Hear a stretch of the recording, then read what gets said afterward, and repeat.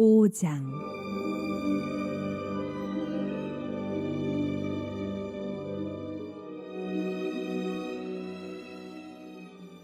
만일 누구든지 저주하는 소리를 듣고서도 증인이 되어 그가 본 것이나 알고 있는 것을 알리지 아니하면 그는 자기의 죄를 져야 할 것이요 그 허물이 그에게로 돌아갈 것이며 만일 누구든지 부정한 것들 곧 부정한 들짐승의 사체나 부정한 가축의 사체나 부정한 곤충의 사체를 만졌으면 부지중이라고 할지라도 그 몸이 더러워져서 허물이 있을 것이요 만일 부지 중에 어떤 사람의 부정에 닿았는데 그 사람의 부정이 어떠한 부정이든지 그것을 깨달았을 때에는 허물이 있을 것이요 만일 누구든지 입술로 맹세하여 악한 일이든지 선한 일이든지 하리라고 함부로 말하면 그 사람이 함부로 말하여 맹세한 것이 무엇이든지 그가 깨닫지 못하다가 그것을 깨닫게 되었을 때에는 그 중 하나에 그에게 허물이 있을 것이니 이 중 하나에 허물이 있을 때에는 아무 일에 잘못하였노라 자복하고 그 잘못으로 말미암아 여호와께 속죄제를 드리되 양떼의 암컷 어린 양이나 염소를 끌어다가 속죄제를 드릴 것이요 제사장은 그의 허물을 위하여 속죄할지니라.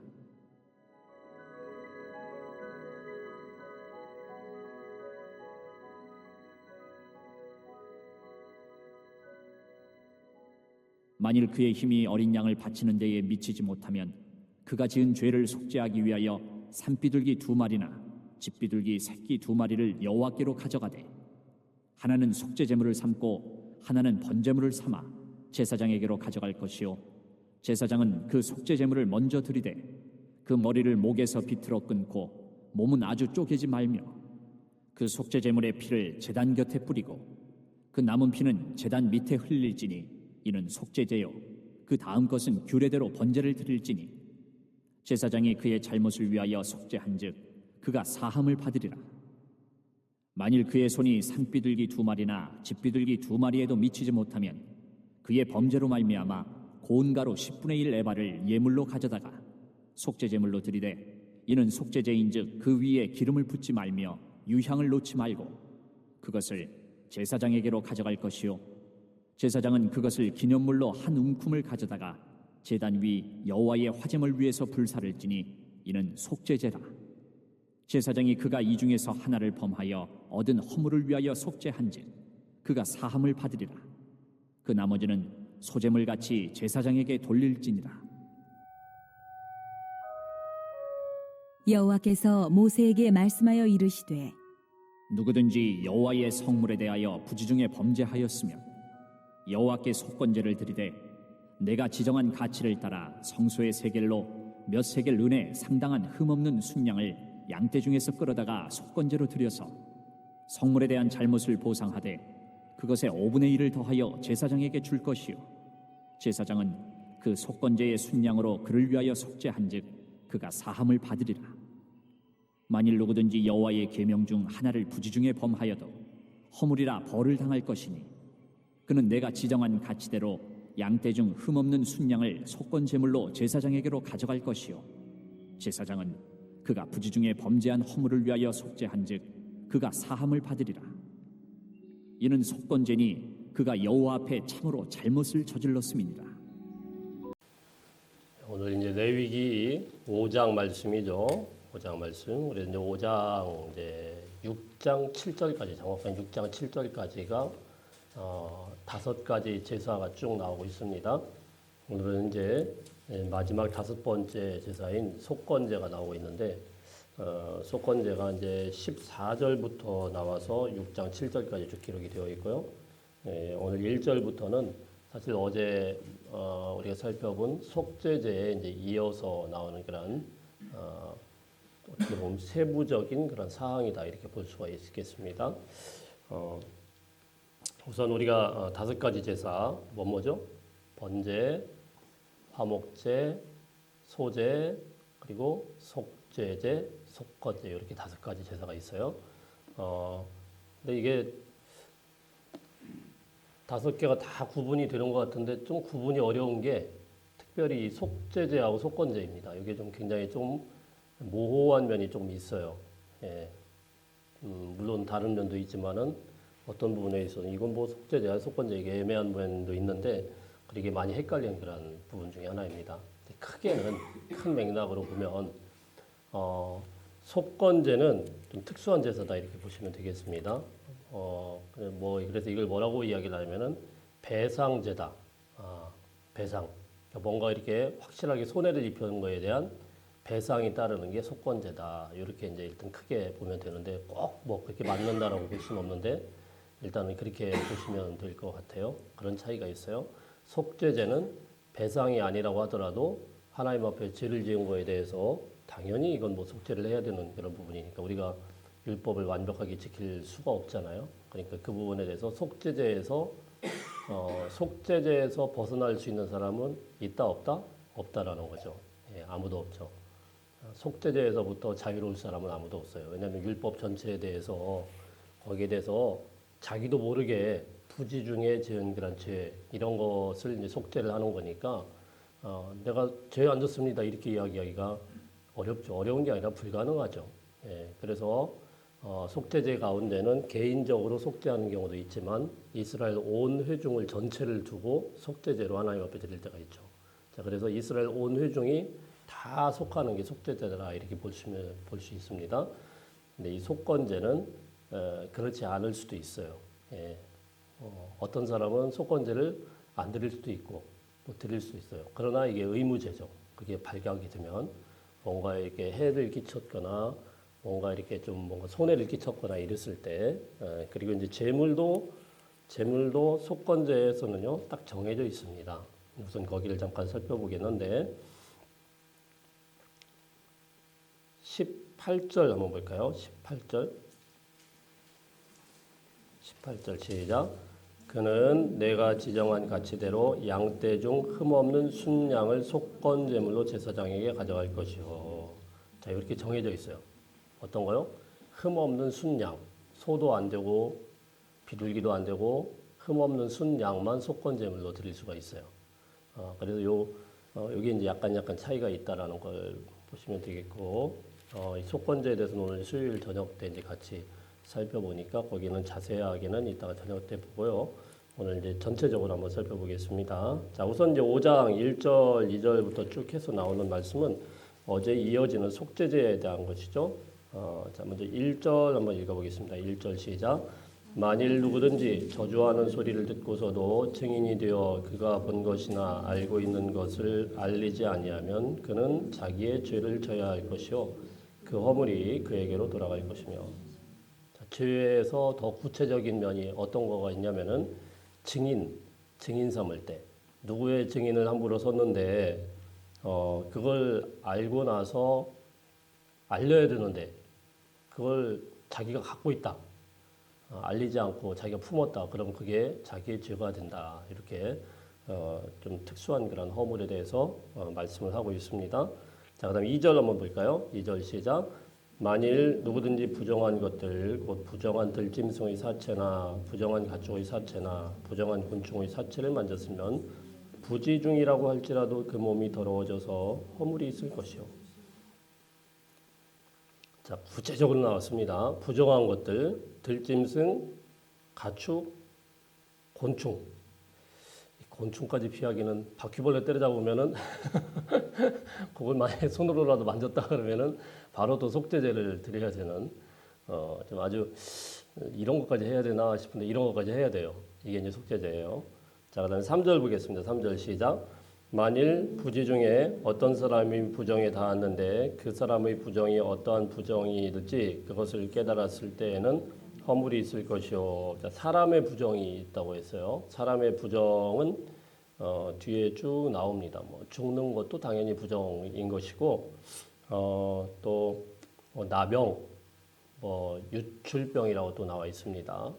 유출병이라는 것이 여자가 이제 하혈하는 거니까 아이 낳다가 유산을 한다거나 이런 것들도 유출병이라고 이렇게 보시면 되겠습니다. 그리고 이제 애 낳고 이제 산후조리 해야 되는 그런 것들까지 다 이제 유출병이다 이렇게 보시면 되겠습니다. 자, 그러면은 이제 그 사람은 부정한 사람이 돼요. 굉장히 기분이 나쁜데 부정한 사람이라고 이렇게 되어 있습니다. 나중에 내용이 나오면은 이게 어떤 의미인지 설명을 드릴 텐데, 자, 그리고 설정을 했다. 남자에게서는 뭐 성관계를 했다 이런 거는 또 부정이다. 그리고 월경 여성들은 이제 한 달에 한 번씩 월경이 있으면 그것도 부정이다. 자, 이런 것들에 이제 접촉이 되면 그거는 뭐냐면은 부정한 것이다. 그래서 속죄제를 드려야 된다. 이렇게 말씀을 합니다. 자, 그다음에 4절 보겠습니다. 4절 시작. 만일 누구든지 입술로 맹세하여 악한 일이든지 선한 일이든지 하리라고 함부로 말하면 그 사람이 함부로 말하여 맹세한 것이 무엇이든지 그가 깨닫지 못하다가 그것을 깨닫게 되었을 때에는 그 중에 하나라도 그에게 허물이 있을 것이니. 맹세하는 거 아주 조심하라는 거예요. 함부로 맹세하다가 그게 또 부정한 것이 되어서 속죄제물로 드려야 되는 거죠. 자, 그래서 이 5절 보면 5절, 6절 쭉 읽어봅니다. 시작. 이 중 하나의 허물이 있을 때에는 아무 일에 잘못하였노라 자복하고 그 잘못으로 말미암아 여호와께 속죄제를 드리되 양떼의 암컷 어린 양이나 염소를 끌어다가 속죄제를 드릴 것이요 제사장은 그의 허물을 위하여 속죄할지니라. 아멘. 자, 여기 보니까 이런 것들 중에 하나라도 허물이 발견되면 맨 처음에 해야 되는 게 뭐예요? 자복하라 이렇게 이야기했습니다. 그러니까 우리가 이게 참 부족해요. 자복하고 인정하는 거. 참 한국 사람들 체면을 너무 중시하게 여기기 때문에 잘못하면 잘못했습니다라고 인정을 하면 되는데 뭐 저도 뭐 비슷합니다만 누가 탁 지적하면은 그만 일단 피하고 도망가고 자, 이런 것부터 보죠. 성경은 그게 아니고 자복부터 하라고 그랬습니다. 부끄럽고 창피하지만은 자복하면은 빨리 끝날 문제인데 자꾸 회피하다가 점점 더 쌓이게 되는 경우가 얼마나 많습니까? 그래서 자복하라 이렇게 이야기를 했습니다. 자복을 해야 창피함을 한번 당해야 그 다음번부터 조심하게 되는 거예요. 예. 처음에 딱 창피하고 말아야지 나중에 이게 키워지면은 그때는 이게 걷잡을 수 없게 돼버리죠. 예. 사실 이게 성경이 우리에게 가르쳐 주는 그런 큰 지혜 중에 하나입니다. 속죄 제사를 드릴 뿐만이 아니고 자복하라 그랬습니다. 제사장들 다 보는 앞에서 공중이 다 보는 앞에서 내가 이러이러한 죄를 저질렀습니다라고 자복하는 거 여기부터 시작한다고 그랬습니다. 자, 그리고 이제 속죄제를 드리라 그랬어요. 자복하고 속죄제를 드리고. 오늘 우리도 마찬가지입니다. 우리가 하나님 앞에 어떤 죄악에 대해서 어떤 잘못에 대해서 깨달아질 때에는 자복해야 되는데 이거는요 하나님께만 자복할 뿐만이 아니고 그 당사자에게 가서 미안합니다 이렇게 해야 돼요. 그래야 다음번부터 그걸 안 해요. 근데 그건 슬쩍 피해놓고 하나님께만 용서를 구하고 끝났다. 하나님께 용서 구하는 것이 속죄제라고 하면은 사람과 사람 사이에서 자복한다라는 거 이것도 반드시 해야 된다라는 것입니다. 그러니까 이 관계는요 항상 같이 가요. 하나님과 우리 사이의 관계도 중요하지만 사람과 사람 사이에 벌어진 이런 관계들도 굉장히 중요한 거예요. 그래서 사람과 사람 사이의 관계가 먼저 화평을 이루고 그리고 나서 하나님 앞에 제사를 드리든 예배를 드리든 이렇게 하라는 것입니다. 그래서 이 순서를 늘 생각을 해야 돼요. 그래야 우리가 조금 개선의 의지가 있어요. 안 그러면은요 사람들은요 다 똑같습니다. 사람들은 그렇게 사람들과의 관계에 항상 얽혀 있기 때문에 이걸 회피하고 하나님과 풀어간다 이렇게 되면은요 절대로 그렇게 안 풀립니다. 사람들에게 꽉꽉 묶어놔야 돼요. 내가 잘못할 때마다 어려울 때마다 힘들 때마다 창피함도 느끼고 또 양심의 가책도 좀 느끼고 자 이래야 잘못했습니다 이렇게 고백을 해야 그래야 그 다음부터는 조금 조심을 하고 조금의 개선의 의지가 있는 것이지 보이지 않는 하나님께 우린 다 용서를 받았다. 그리고 나는 사람들과의 관계는 아무렇지도 않다. 이렇게 뻔뻔스러운 거는 안 됩니다. 자, 그래서 성경에서 특별히 구약에서 가르치는 게 뭐예요? 자복하라는 거. 이걸 우리가 늘 제사에서 명심을 해야 될 줄로 믿습니다. 자, 두 번째는 6절에 보면 뭐예요? 속죄제를 드리되 양떼의 암컷이나 어린 양이나 염소를 끌어다가 속죄제를 드릴 것이다. 그리고 제사장은 그의 허물을 위하여 속죄할지니라. 속죄제를 드리고요. 그리고 제사장은 그의 허물을 위하여 속죄하고 하나님 앞에 이제 기도를 중보를 하는 것이죠. 자, 이렇게 이제 속죄제가 되어 있습니다. 자, 그다음 7절 보겠습니다. 7절 시작. 만일 그의 힘이 어린 양을 바치는 데 미치지 못하면 그가 지은 죄를 속죄하기 위하여 산비둘기 2마리나 집비둘기 새끼 2마리를 여호와께로 가져가되 하나는 속죄제물로 삼고 하나는 번제물을 삼아 2마리를 가져가라고 했어요. 하나는 산비둘기, 그 집비둘기, 자 이런 것들을 2마리씩 가지고 가가지고 하나는 속죄제물로 하나는 번제물로 삼아라 이렇게 말씀을 합니다. 그래서 이건 좀 특수한 제사죠. 그러니까 어린 양이나 이런 것들 가져오기에 조금 모자란 분들, 좀 어려운 형편에 있는 사람들은 비둘기 가지고 제사를 드려라. 이게 이제 속죄제에서는 이게 다 해당이 돼요. 조금 어려우면 비둘기 갖다가 드릴 수도 있고, 그리고 11절에 보면은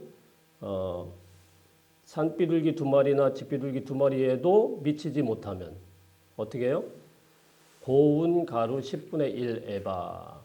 가루를 갖다가 곡식 가루를 갖다가 가지고 와서 그걸 갖다 10분의 1만 하나님 앞에 드려라. 자 이렇게 이제 형편에 따라서 드릴 수 있는 게 속죄제예요.